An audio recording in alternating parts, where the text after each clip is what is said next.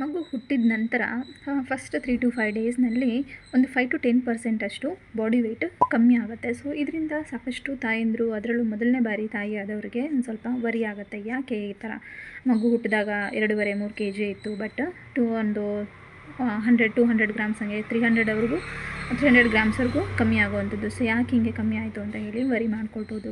So ಯಾಕೆ ಈ ರೀತಿಯಲ್ಲಿ ವೆಯ್ಟ್ ಕಮ್ಮಿ ಆಗುತ್ತೆ ಅಂತ ನೋಡೋದಾದರೆ, ಮೊದಲನೇ ಕಾರಣ ಬಂದು loss of body fluid. So ಮಗು ಬಂದು ಒಳಗಡೆ ಗರ್ಭಕೋಶದಲ್ಲಿ ಅದು ಫ್ಲೂಯಿಡ್ನ ಸುತ್ತಮುತ್ತನೇ ಇರುತ್ತೆ. ಆ ಫ್ಲೂಯಿಡ್ನ ಅದು ನುಂಗ್ತಾನೂ ಇರುತ್ತೆ. ಸೊ ಬಟ್ ಹೊರಗಡೆ ಬಂದ ಮೇಲೆ ಅದು ಇಂಡಿಪೆಂಡೆಂಟಾಗಿ ಉಸಿರಾಟವನ್ನು ಮಾಡ್ತಾ ಇರುತ್ತೆ. ಸೊ ಬ್ರೀತಿಂಗ್ ಅನ್ನೋದು ಮಾಡ್ತಾ ಇರುತ್ತೆ, ಯೂರಿನೇಷನ್ ಮಾಡ್ತಾ ಇರುತ್ತೆ. ಸೊ ಹೀಗಾಗಿ ಏನಾಗುತ್ತೆ, ಬಾಡಿ ಫ್ಲೂಯಿಡ್ ಅನ್ನೋದು ಲಾಸ್ ಆಗುತ್ತೆ. ಇದು ಮೊದಲನೇ ಕಾರಣ. ಇನ್ನು ಎರಡನೇ ಕಾರಣ, ಸ್ಮಾಲ್ ಅಮೌಂಟಲ್ಲಿ ಮಿಲ್ಕನ್ನು ಕುಡಿಯುವಂಥದ್ದು ಫಸ್ಟ್ ಫ್ಯೂ ಡೇಸ್ನಲ್ಲಿ. ಯಾಕಂದರೆ ತಾಯಿಗೂ ಕೂಡ ಕೊಲೆಸ್ಟ್ರಾಲ್ ಅನ್ನೋದು ತುಂಬ ಕಡಿಮೆ ಕ್ವಾಂಟಿಟಿಯಲ್ಲಿ ಪ್ರೊಡ್ಯೂಸ್ ಆಗ್ತಿರುತ್ತೆ. ಮೇಯ್ನ್ ಮಿಲ್ಕ್ ಏನಿರುತ್ತೆ ಅದನ್ನು ಪ್ರೊಡ್ಯೂಸ್ ಮಾಡೋಕ್ಕೆ 1 or 2 ಡೇಸ್ ಹಾಗೆ ಆಗುತ್ತೆ ತಾಯಿಗೆ. ಸೊ ಈ ಸಮಯದಲ್ಲಿ ಮಗುವಿಗೆ ಹಾಲಿನ ಕ್ವಾಂಟಿಟಿ ಕಡಿಮೆ ಹೋಗ್ತಿರುತ್ತೆ. ಸೊ ಇದೊಂದು ಕಾರಣ ಅಂತ ಹೇಳ್ಬೋದು.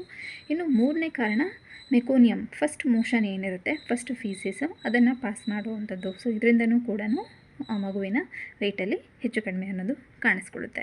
ಇನ್ನು ನಾಲ್ಕನೇ ಕಾರಣ, ಗರ್ಭಕೋಶದಿಂದ ಹೊರಗಡೆ ಬಂದು ಈ ಒಂದು ಎನ್ವಿರಾನ್ಮೆಂಟಿಗೆ ಅಡ್ಜಸ್ಟ್ ಆಗುವಂಥದ್ದು.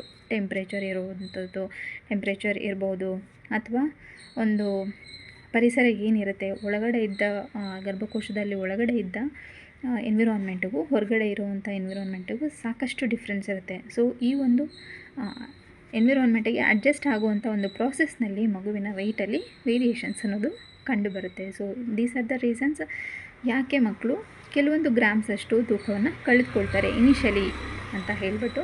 ಸೊ ಹೊಸದಾಗಿ ಅಂದರೆ ಮೊದಲನೇದಾಗಿ ತಾಯಿಯಾದವ್ರಿಗೆ ಇದೆಲ್ಲ ತಿಳ್ಕೊಂಡಿರಬೇಕು. ಸೊ ಹಾಗಾಗಿ ಈ ಇನ್ಫಾರ್ಮೇಷನ್. Thanks for watching.